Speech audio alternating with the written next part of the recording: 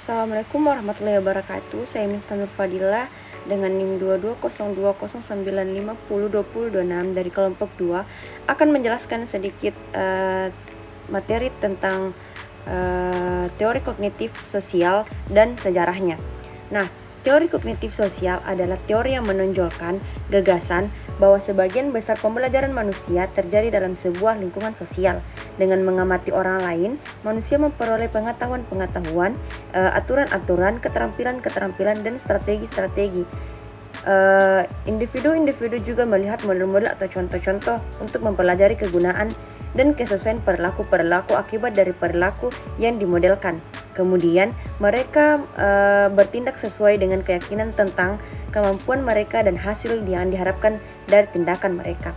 Teori kognitif sosial juga menekankan pentingnya konteks sosial kultural dalam proses pembelajaran, nilai-nilai norma, dan harapan yang berlaku pada suatu budaya akan sangat mempengaruhi perilaku yang dianggap pantas untuk ditiru.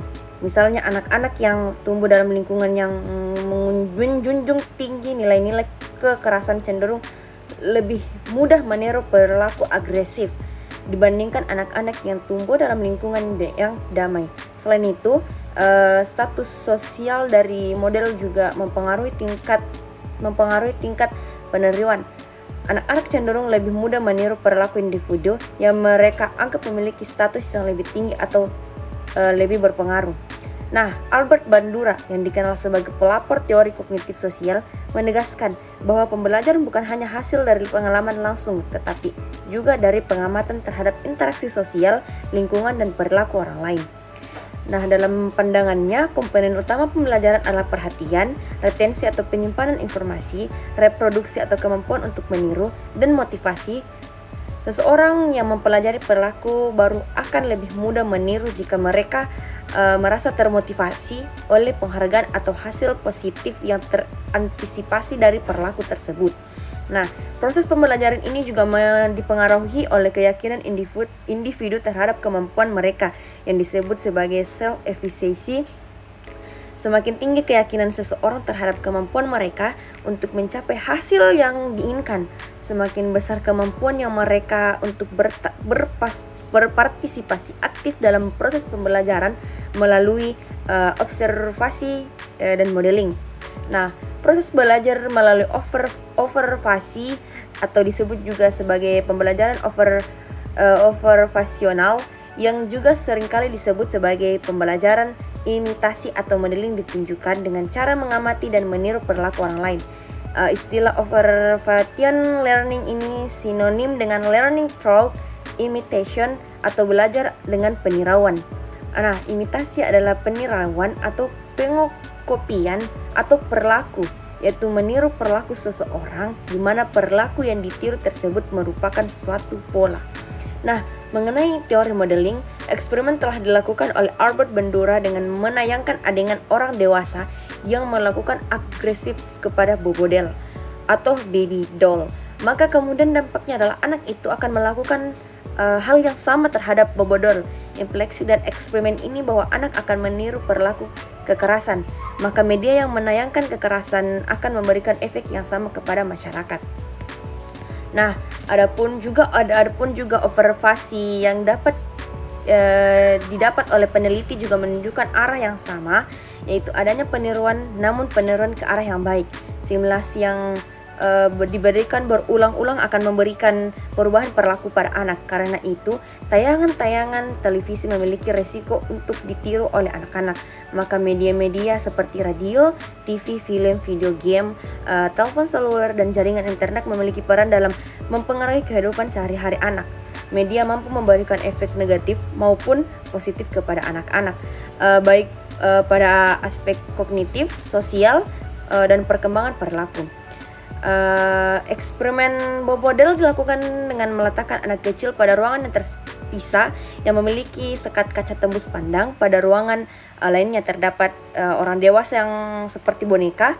Orang dewasa tersebut dikondisikan sedemikian rupa agar dapat dilihat oleh anak yang telah ditempatkan pada ruangan di sebelahnya.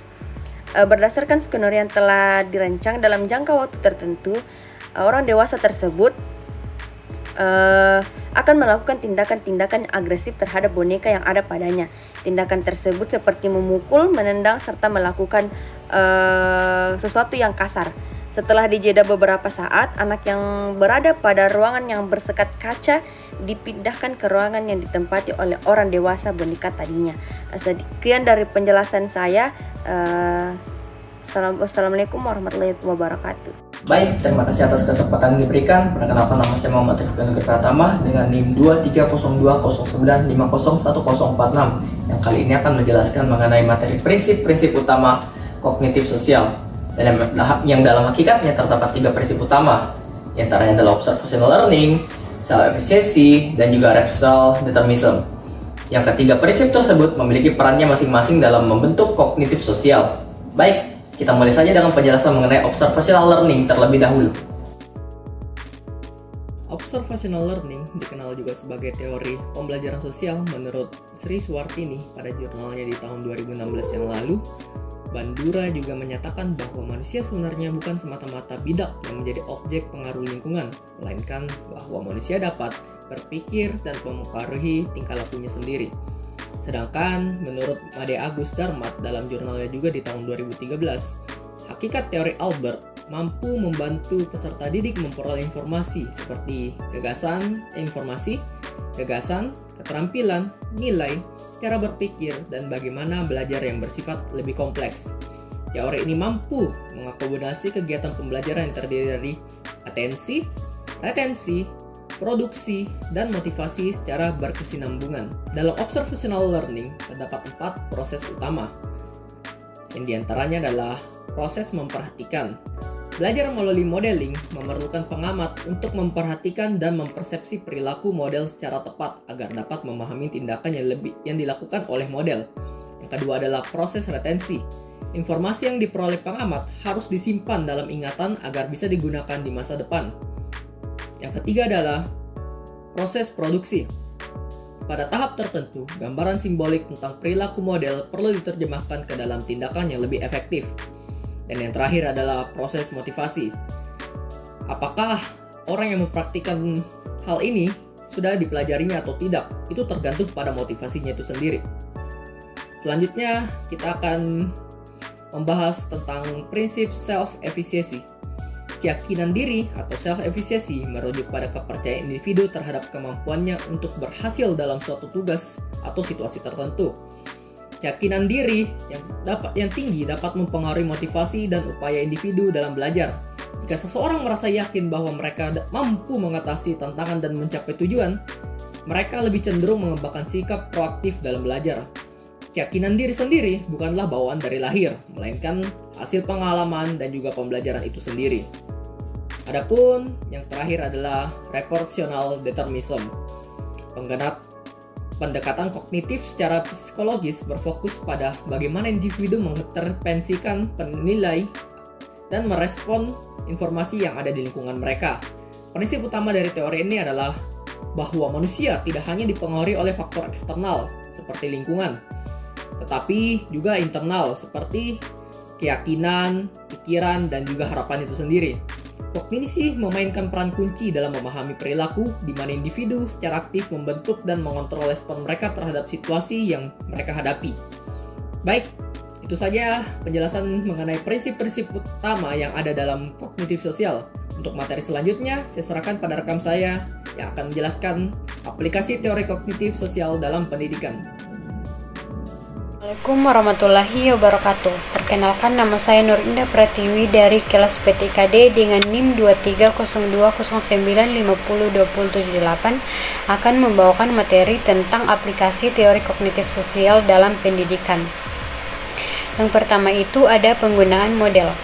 Model di sini merujuk pada guru, teman sebaya, dan orang tua untuk memfasilitasi belajar siswa. Modeling adalah inti dari teori kognitif sosial, di mana individu belajar dengan mengamati perilaku orang lain atau model dan konsekuensi dari perilaku tersebut. Dalam konteks pendidikan, modeling berfungsi sebagai alat yang kuat untuk memfasilitasi pembelajaran siswa. Nah, yang pertama yang akan kita bahas itu adalah guru sebagai model. Guru sering dianggap sebagai model utama di dalam kelas. Cara guru menyampaikan materi, berinteraksi dengan siswa, dan mengatasi masalah adalah contoh langsung yang dapat diamati oleh siswa. Ketika seorang guru menunjukkan keterampilan seperti pemecahan masalah, pemikiran kritis, atau perilaku positif seperti empati dan kejujuran, siswa cenderung meniru dan menginternalisasi perilaku tersebut. Ini sangat efektif ketika guru memodelkan perilaku yang relevan dengan tujuan pembelajaran, seperti strategi belajar yang efektif dan penyelesaian tugas. Nah, yang kedua itu ada teman sebaya sebagai model. Siswa sering mengamati dan meniru perilaku teman sebayanya, terutama mereka yang dianggap sukses atau memiliki status sosial yang tinggi. Misalnya, jika seorang siswa melihat temannya berhasil dalam sebuah tugas dengan menggunakan metode tertentu, mereka mungkin akan mencoba menggunakan metode yang sama. Premodeling ini juga bisa meningkatkan rasa percaya diri siswa ketika mereka melihat orang lain yang mirip dengan mereka dapat berhasil. Nah, yang ketiga itu ada orang tua sebagai model. Di luar sekolah, orang tua berperan sebagai model penting dalam pendidikan siswa atau dalam pembelajaran siswa. Anak-anak sering meniru sikap, nilai, dan perilaku yang diperlihatkan oleh orang tua mereka. Misalnya, jika orang tua menunjukkan minat terhadap pendidikan atau menunjukkan perilaku yang terorganisir dan disiplin, anak cenderung mengadopsi sikap yang sama terhadap belajar. Sekian dari video pembelajaran saya. Mohon maaf apabila ada kekurangan kata dan kesalahan. Wassalamualaikum warahmatullahi wabarakatuh. Yang kedua dalam aplikasi teori kognitif sosial dalam pendidikan yaitu pembelajaran kolaboratif dan penggunaan peer modeling di kelas. Pembelajaran kolaboratif adalah pendekatan di mana siswa bekerja sama untuk mencapai tujuan pembelajaran bersama. Dalam teori kognitif sosial, pembelajaran kolaboratif sangat efektif karena memanfaatkan observational learning di antara teman sebaya. Peer modeling dalam pembelajaran kolaboratif, yaitu dalam situasi pembelajaran kolaboratif, siswa memiliki kesempatan untuk belajar dari teman sebaya mereka dengan mengamati bagaimana mereka berinteraksi, menyelesaikan tugas, dan mengatasi tantangan. Ketika siswa melihat rekan sebayanya berhasil menggunakan strategi tertentu atau menunjukkan pemahaman yang mendalam tentang materi, mereka dapat meniru strategi tersebut yang pada akhirnya meningkatkan pembelajaran mereka sendiri. Hal ini juga memperkuat hubungan sosial di antara siswa dan mendorong saling mendukung.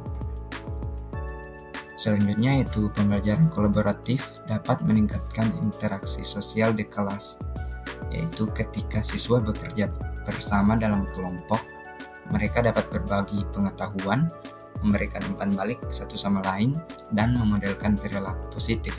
Ini tidak hanya memperkaya pengalaman belajar, tetapi juga meningkatkan motivasi intrinsik siswa karena mereka merasa didukung oleh kelompoknya dan termotivasi untuk berkontribusi pada kesuksesan bersama.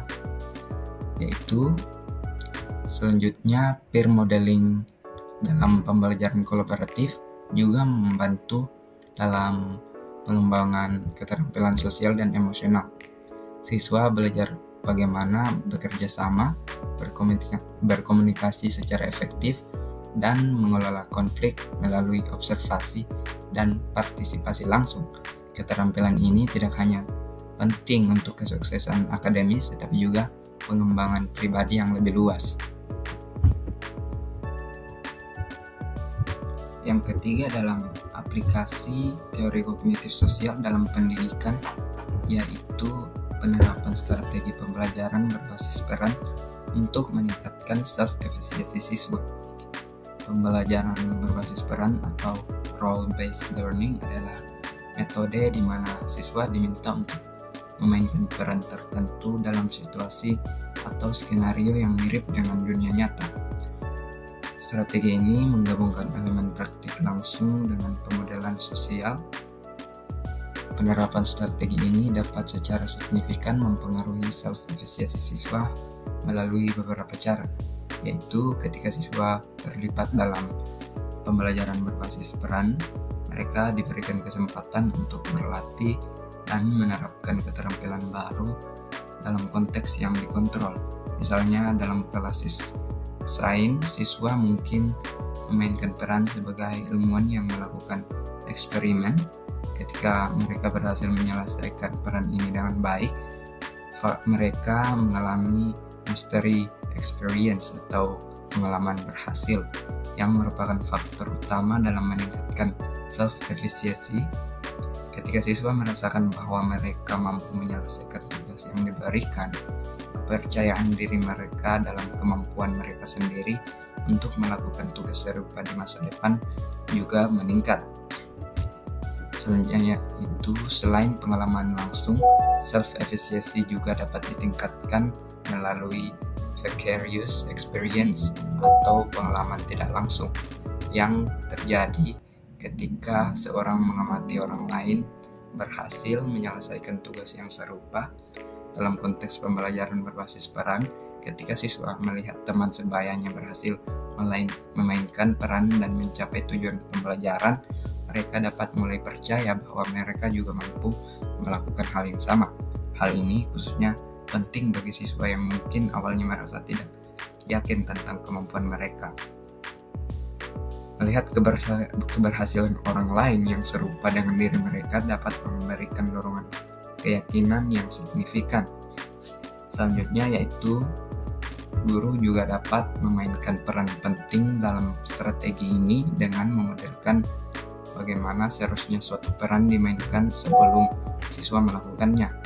Ketika guru melakukan cara mengatasi tantangan atau bagaimana menyelesaikan tugas dalam peran tersebut, siswa dapat mengamati atau meniru strategi yang digunakan oleh guru.